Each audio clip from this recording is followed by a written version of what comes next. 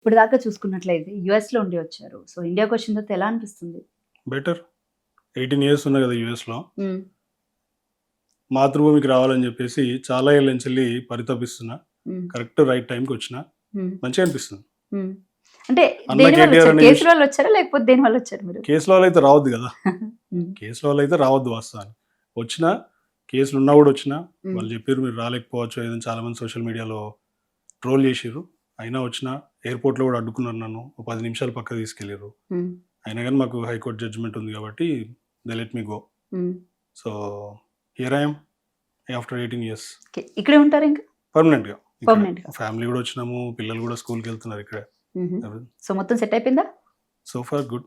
ఇంకా టైమ్ ఉంది సెటిల్ అవ్వడానికి. ఓకే. రైట్. సో, చాలా యంగ్ ఏజ్‌లో పాలిటిక్స్‌లోకి ఎంటర్ అయ్యారు. పాలిటిక్స్‌లో బేసిక్‌గా ఎటు చూసుకున్నా చిల్లర రాజకీయాలు ఎక్కువుంటాయి. బ్యాక్ బిచ్చింగ్ ఉంటుంది. లేకపోతే లేనిపోని రూమర్స్ క్రియేట్ చేస్తారు. ఇలాంటివన్నీ ఉంటాయి. మరి ఎలా అనిపిస్తుంది మీకు? అంటే మీరు యూఎస్‌లో ఉండొచ్చారు. చాలా highly qualified batch software employees మీరంతా. సో, ఎలా అనిపిస్తుంది మీకు? నా ఒపీనియన్‌లో పాలిటిక్స్ ప్రొఫెషన్‌లోనే కాదు. In hmm. Every profession you take. IT జాబ్స్‌లో తీసుకోండి, లేకపోతే గవర్నమెంట్ ఎంప్లాయీస్‌లో తీసుకోండి. ఎవ్రి సెక్టర్ యూ టేక్ ఆ బ్యాక్ బిచ్చింగ్ గాని, పాలిటిక్స్ చేయడం గాని, ఒకడు ఎదుగుతుంటే వాడిని కిందికి లాగడం గాని, లేకపోతే ప్రమోషన్‌లు ఇవ్వకపోవడం రైట్ టైంకి గాని, ఇవన్నీ ప్రతి across all the sectors and all departments it will be there. So, there is nothing new in politics. కాకపోతే పాలిటిక్స్ చూజ్ చేసుకోవడానికి గల ప్రధాన కారణం ఏందనంటే, నేను ఆల్రెడీ 18 ఇయర్స్ యూఎస్‌లో ఉన్నానని చెప్పాను మీకు. 2 దశాబ్దాలు దాదాపు. చాలా advanced country, developed country, most developed nation. ఈడికొచ్చినాక వాస్తవంగా ఏందనంటే, నేను ఒక 7, 8 ఏళ్ల క్రితం వచ్చినప్పుడు కేటీఆర్ గారి పనితనం చూశాను. కేటీఆర్ గారి పనితనము, తర్వాత హైదరాబాద్‌ని రూపురేఖలు మార్చే విధానము, తను మాట్లాడే భాష గానివ్వండి, లేకపోతే తను top most MNC companies in the world వాళ్ళతో ఇంటరాక్ట్ అయ్యే విధానం గానివ్వండి, అవన్నీ చూసి ఇన్‌స్పైర్ అయ్యాను. ఒక పక్కన నేనొచ్చింది యాక్చువల్‌గా పల్లెటూరు ప్రాంతం నుండి. రిమోట్ పార్ట్ ఆఫ్ విలేజ్ నుండి వచ్చిన మాది వ్యవసాయ కుటుంబం గూడా. పాలకుర్తి విలేజ్. పల్లకుర్తి మండల్, గ్రామం ముంజంపల్లి. హ్మ్. సో, అక్కడి నుండి వచ్చిన. సో, అక్కడ స్థితిగతులు కూడా నాకు తెలుసు. కేసీఆర్ గారు వచ్చినంక అక్కడ ఉన్నటువంటి స్థితిగతులు ఎట్లా మారినాయి.